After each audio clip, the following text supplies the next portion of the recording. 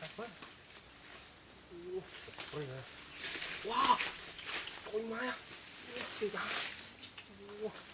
ta chắc vì nước bán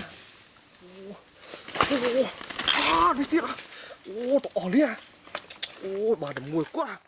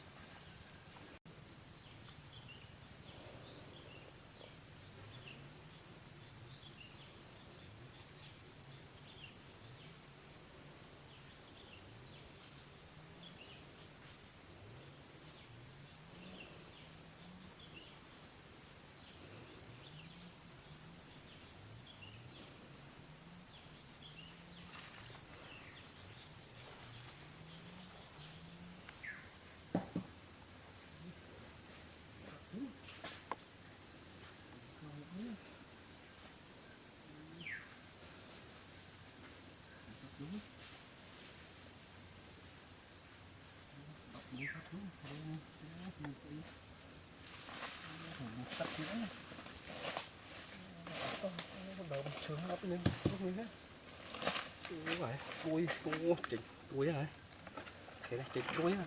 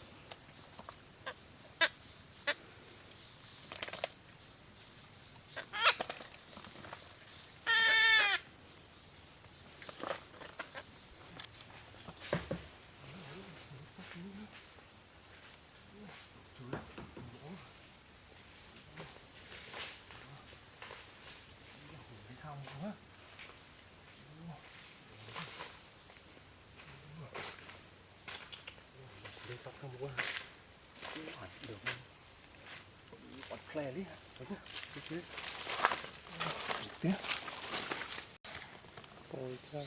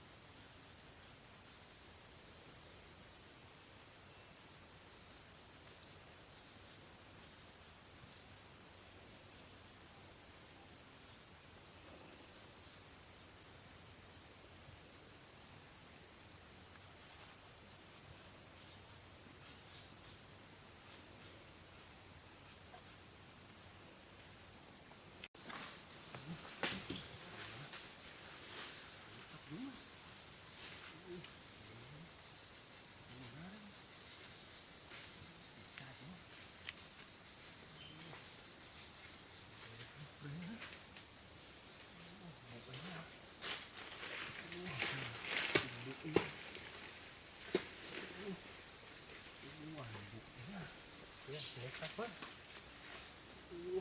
Ôi nè. Wow. Ôi mai à. Ôi da. Đã chặt vì mít bán à. Đi tiếp à. To đi à.